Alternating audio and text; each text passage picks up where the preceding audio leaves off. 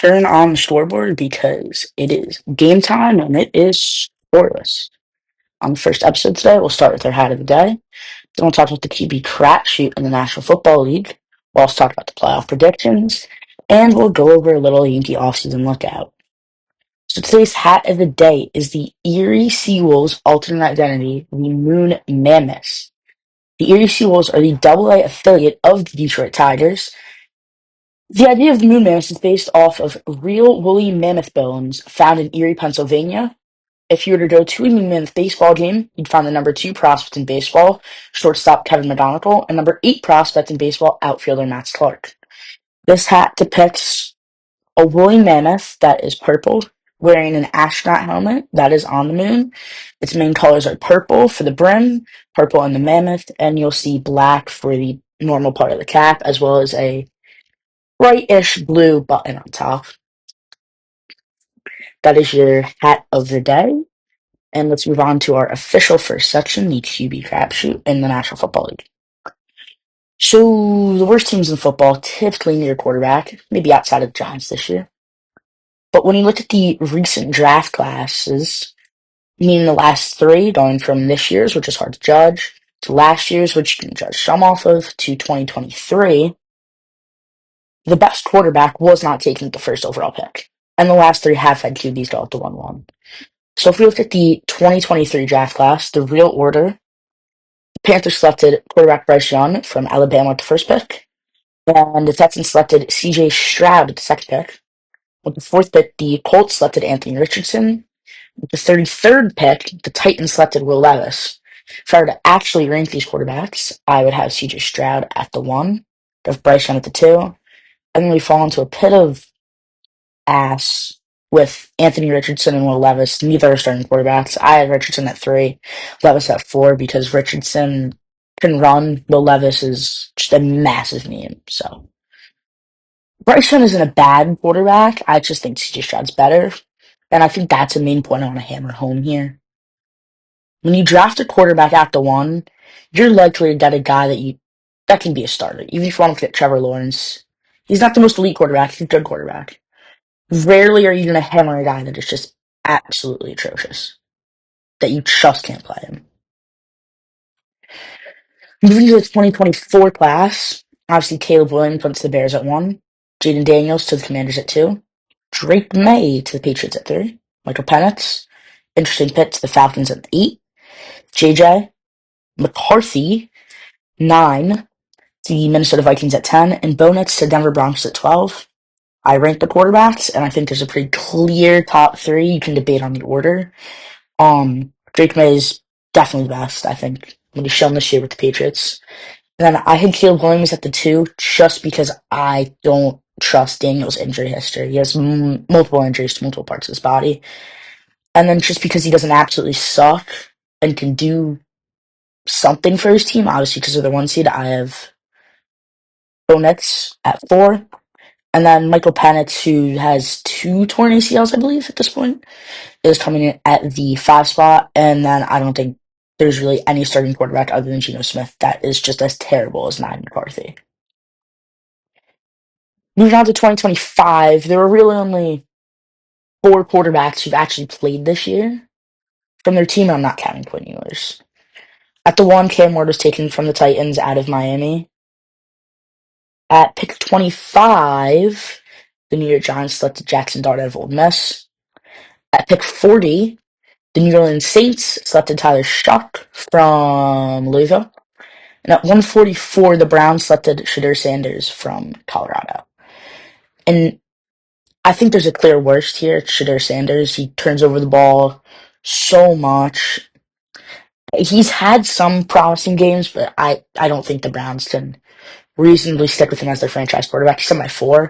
And then it might just be some giant bias, but I genuinely think the most talented quarterback is Jackson Dart, who was taken at 25, 24 spots below who I have at 2, which is Cam Ward, who has shown flashes of his talent and is just in an absolutely atrocious situation. Then 3, I have Tyler Shough. I have nothing against him. I just don't think he's as talented as the other 2 guys. So, to answer the question, is drafting quarterback a crapshoot? It kind of is, Because sometimes with the one, you'll hit on the best guy in the class, and other times with early picks, you're going to find Mitch Trubisky, Jamarcus Russell. Really, in the recent years, there haven't been any like, oh my god, that quarterback is atrocious taking up the one spot. But there's some argument. I wouldn't really listen to it, maybe other than Cam Ward for the number one drafted quarterback to be the best quarterback in the draft. So I think you have to look at talent coming out of college because the number one pick might not be the guy with the highest upside. It's going to be the most polished guy. So I think, yeah, I'd say it is a crapshoot in some sort of manner. But I also think that if you draft the one, you're gonna get a pretty good quarterback, and then you always just want to try to find talent over resume. Bonus is an example of that. I would take a bunch of quarterbacks and lead better than him, even though Broncos are the number one seed in the AFC. So quarterback talent over resume. Obviously, you have to have a good resume. You can't have a kid who has all the physicals, Anthony Richardson, but it's just done absolutely nothing because that is the ultimate project quarterback. And that's probably going to end poorly. So there has to be some resume combined with it, but I think teams need to look at talent over resume, which is why you just really never know how they're going to adapt. So there's a way to target a guy to the point of where you'll feel good he's at least a competent quarterback, but finding the elites like Josh Allen, Lamar Jackson, Burrow, Mahomes, Burrow's number one pick. But that's kind of a crapshoot to find these elite guys. Same with the NFL. We're going to go to my playoff predictions. Now, currently, I don't know if there are any spots locked in other than the Green Bay Packers with the seventh seed in the NFC. I don't think any spot is actually locked in. So we'll start with the AFC where I'll go with the Denver Broncos for the one seed. A boring pick. I know they're already the number one seed. They're playing a Chargers team that is starting Trey Lance. The Chargers really have nothing to play for other than seeding, but you almost never want to say, oh, we're going to lose this game so we can play this, or we're going to win this game so we can play this team. That's always going to end up biting them in the ass. Let's be real here. So the Chargers have nothing to play for. I'd be shocked if Denver lost that game. At number two, kind of the same reason I have the Patriots.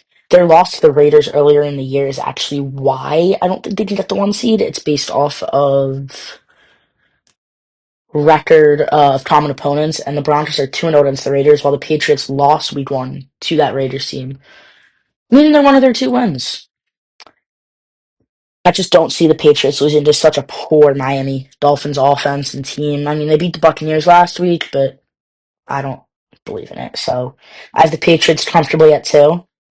Number three, I have the Jacksonville Jaguars with the other two there, as long as the Jaguars can beat the aforementioned puny Tennessee Titans. They'll lock down number three seed at worst. Jacksonville is one of the better surprise teams this year. Liam Cohen has turned that team around. Even though these guys that everyone came excited with the season with Brian Thomas Jr. and Travis Hunter, Hunter got hurt in the game overseas. I think it was London. Might have been a different city. And then Brian Thomas Jr. has been hurt. He's just sucked. I think that's fair. Nonetheless, the Jaguars are the three seed, and they are red hot. Trevor Lawrence is playing really well. They just beat the Denver Broncos. There's a lot to like about the Jags, but I don't see them moving up, especially because of the competition the teams ahead of them are playing.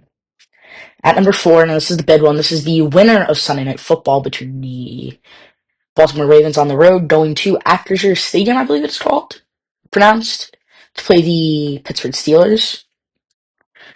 I just like talent wins out, and the Ravens have a significantly more talented roster. If Say Flowers doesn't fumble their season away, Lamar Jackson is, quote, 100%, according to, I believe, Harborough. So you have to hope that he actually is, because he's been questionable at best this year. He's had some games where, like, that's Lamar Jackson. There's others where he's like, do you really? It's a down year. He's dealt with a lot of injury. But I just can't see the Ravens getting swept by Pittsburgh. And Pittsburgh loves to go 9-8, so why wouldn't Tomlin just do it again? Five seed, I have the Houston Texans. I really don't see a lot of shifting here. Houston They have the best defense in the league. I mean, Danielle Hunter combined with Will Anderson Jr. rushing the passer is incredible. And when you pair that with a secondary that has Kamari Lassiter as the two, Derek Stingley as one of the best cornerbacks in the league, and you have guys like Jalen Petrie out there. They have Toto, who's one of their linebackers. That guy is everywhere. He just flies around the field. So that Texans defense is ridiculously talented. And they're playing the Colts this week. No, I don't really see them losing that game. The Colts are starting Riley Leonard, who's going to get eaten alive. I can't believe the Colts didn't make it. So I have the Texans winning that game, 5 seed. Next up, I have the Buffalo Bills. They'll be the 6 seed, which means, if I'm correct, they'll be going and playing the number 3 Jacksonville Jaguars in Jacksonville. The Bills play the Jets. You can rest as many starters as you want against the Jets. They are still the New York Jets. Jets gonna Jet. I don't even know if that's a saying. But I don't know if the Bills are resting their starters. I feel like they'd rather go to Jacksonville than New England, just because those games in against New England, especially one in New England, although I think they won the game in that location.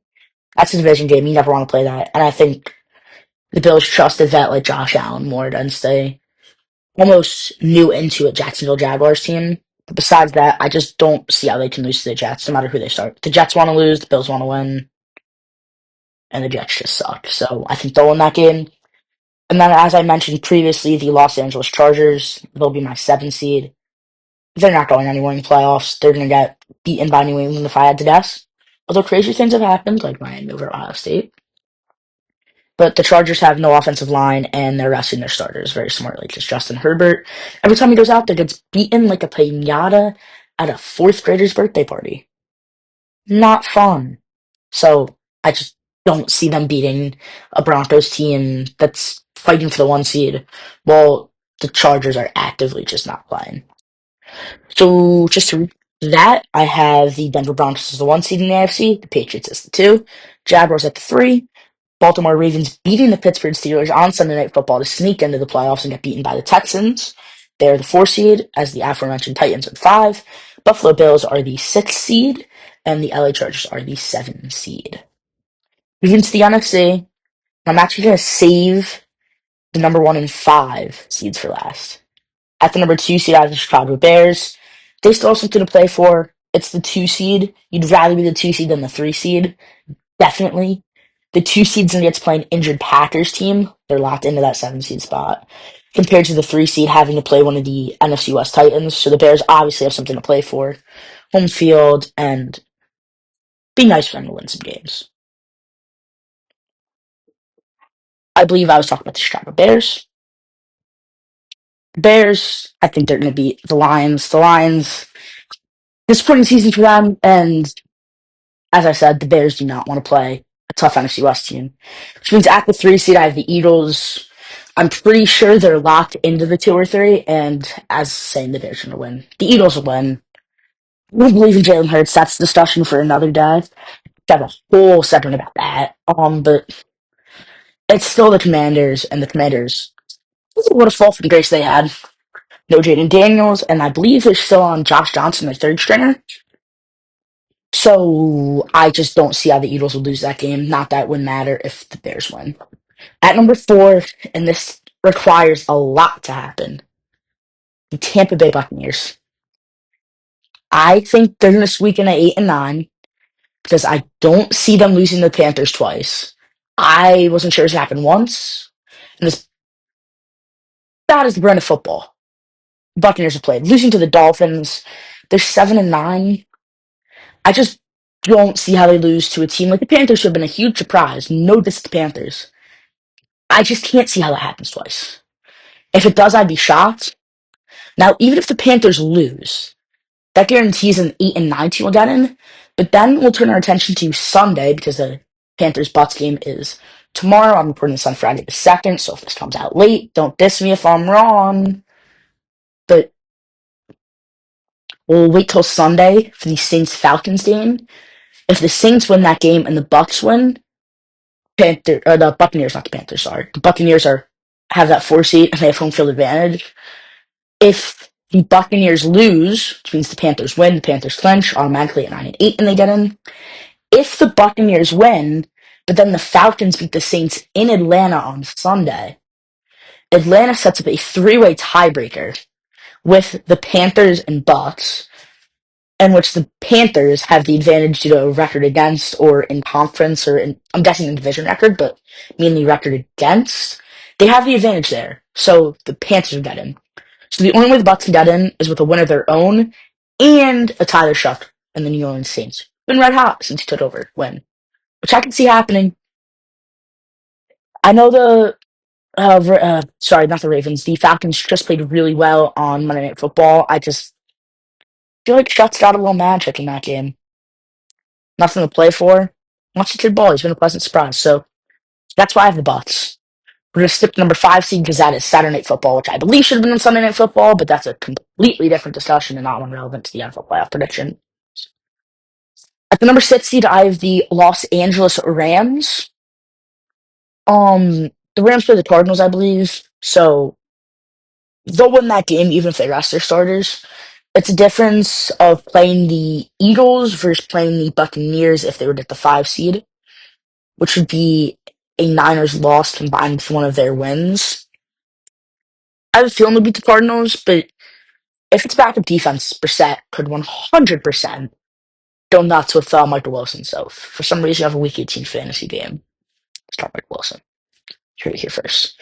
But the Rams, it doesn't matter what seed they're going to be. It's just going to matter if they're going to have home field for one game during the playoffs. But everyone knows what's there. Stafford, Puka, Kyron, Devontae, solid offensive line, really good defense, including some nice pass rush with Jared Verse.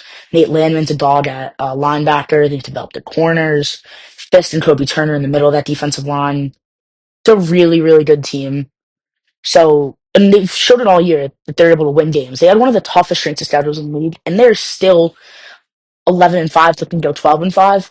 For a 12-5 team, that's the 6th seed, which guaranteed to happen. It's absolutely insane.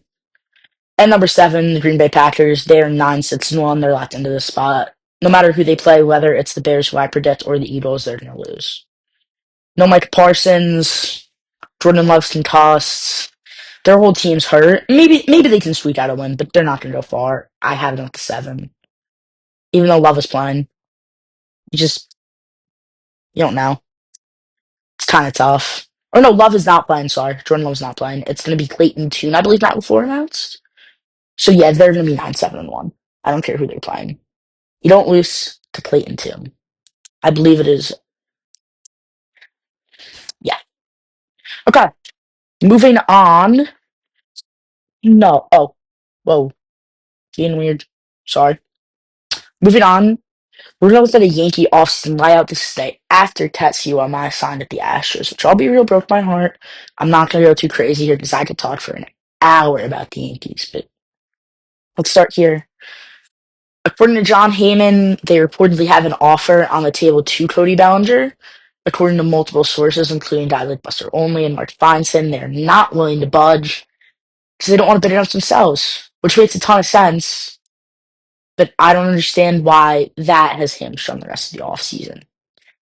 Money is money, and a team like the Yankees, they're gonna make it back, especially if they make the World Series.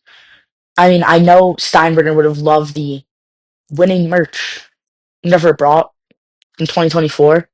He got 3 sellout crowds at jacked up prices in the World Series. I don't know when they started judging success not based off World Series championships, but it's a revenue for Hal. It's revenue for him. Not gonna have to spend as much money as he made to help those insane ticket prices. But I think Cody Bellinger's inevitably gonna come back, and it'll be in the 4 or 5 year range probably. It's in the 4 year range, probably about anywhere from 100 to 25 a year to 112, 116-ish. I don't see him giving him 30 million, so I think the cap would be 29 a year if that's the only way they can push it, if it's that few extra million. I could also see 125 at like 25 million. I think if they're doing 5 years and committing the extra year, the AAV will be a couple million lower than it will be at 4. Which makes sense. It's going to be a good deal for Bellinger. He's going to get paid. He's going to get locked down. And let's be real, the Yankees need to do something substantial. They cannot go into the season with what they currently have. Judge is best friends with Bellinger. Bellinger liked it here. He was really good offensively in the stadium, but as long as he's playing with us, he can get 81 good games out of a guy. 81 games of power, and then he's just going to lengthen your lineup, cut down strikeouts, make it tough on pitchers on the road. I'm fine with it. So even though I've been more of an advocate for Kyle Tucker personally, I think it's going to be Bellinger, and I think Tucker's probably going to go to Toronto. Past that, though, we'll probably add depth pieces. Like, I could definitely see a right-handed catcher because that was awful last year. Whatever their plan was to keep it, it's three lefty catchers in the postseason roster, one playing first base. You destroy your platoon options other than shifting Rice down, even though he's not the best defensive catcher. You need to have some sort of balance and a veteran for Wells and Rice. They're two young guys catching. You need to have someone in that room, preferably right-handed, who's a veteran. I could see Jonah Heim as a switch hitter. It means they're not going to have to play as many matchups.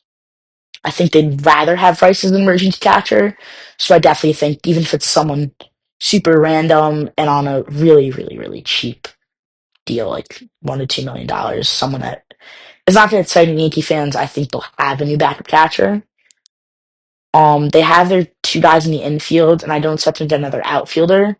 So I think you're going to look at a bench of Rosario, who's going to be your infield guy. Caballero is going to be a pinch runner in general because they love Anthony Volpe, and he'll start at short as soon as he comes back from his injury.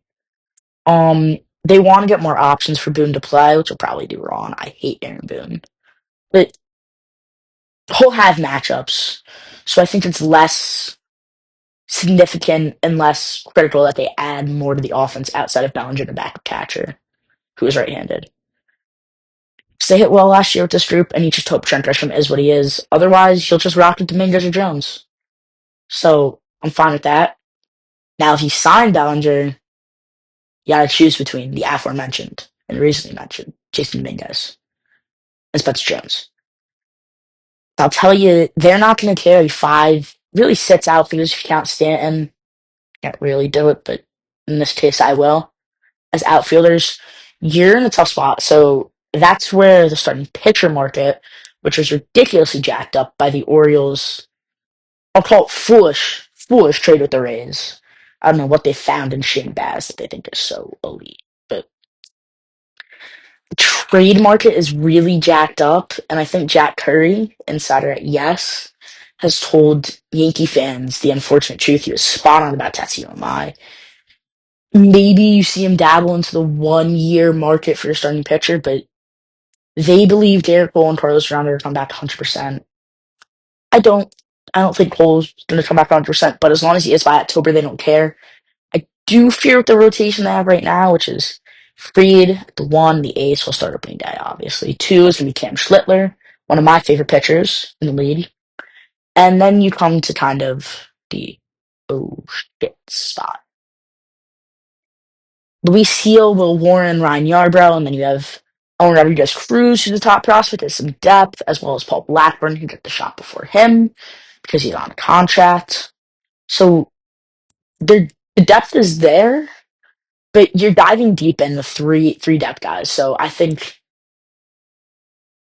they'd prefer to add to that group.